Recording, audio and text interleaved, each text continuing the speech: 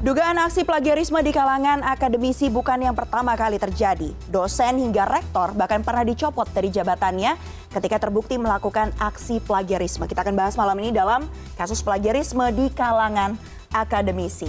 Ada beberapa contoh-contoh kasus yang ada yang sudah berhasil dihimpun oleh tim Litbang CNN Indonesia dari berbagai sumber.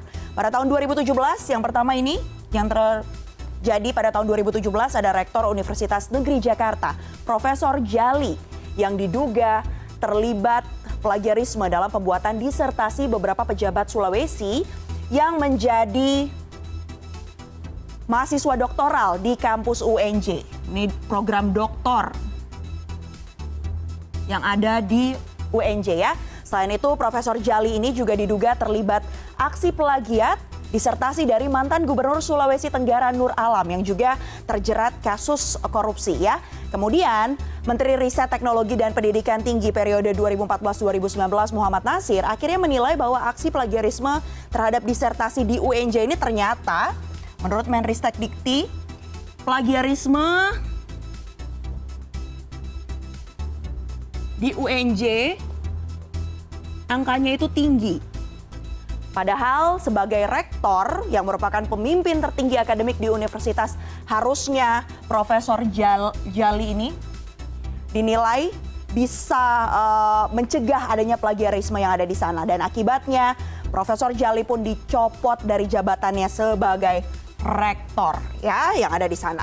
Kemudian kita bergeser ke tahun lainnya di tahun 2014 ada dosen Fakultas Ekonomika dan Bisnis UGM Anggito Abimanyu yang terlibat aksi plagiarisme dengan menjiplak karya tulis milik dosen UI Hotbonar Sinaga. Ini dia karya dari dosen UI ya.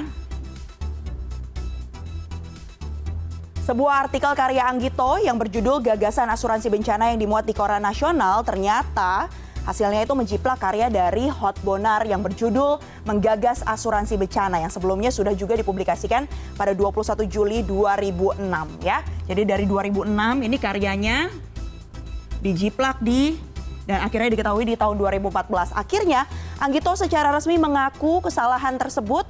Dia mengaku salah dalam mengutip referensi dalam sebuah folder di komputer pribadinya dan akhirnya ia pun mengundurkan diri. Beralih ke informasi lainnya, ini dia kasus plagiarisme di kalangan akademisi yang terjadi di tahun 2014 juga. Ini sebenarnya terjadi cukup panjang. Saat itu Rektor Universitas Kristen Maranatha Bandung, Felix Kasim, yang merupakan rektor, melakukan plagiarisme terhadap sejumlah karya mahasiswanya sendiri. Jadi Felix ini mempublikasikan karya tulisnya di kumpulan paper akademis dalam acara seminar akademis di Yogyakarta pada Mei 2011. Ya, dan salah satu karya mahasiswa yang dia plagiat adalah skripsi milik Andini Dwi Kenia Anjani. Jadi ini karya mahasiswanya adalah karya Andini. Skripsinya ya. Oke, judul studinya adalah studi kasus dari program pelayanan dasar gratis di Kota Banjar. Felix ini mengubah skripsi itu di tahun 2008. Kemudian akhirnya dicopot dari jabatannya di tahun 2014. Itu tadi contoh-contoh kasus plagiarisme di kalangan akademisi. Dan selanjutnya nanti kita akan langsung membahas sebenarnya bagaimana tanggapan dari Kementerian Pendidikan dan Kebudayaan Republik Indonesia terhadap kasus plagiarisme yang marak terjadi atau sering sekali terjadi, kerap terjadi di lingkungan akademisi. Tetaplah bersama kami di CNN Indonesia Connected.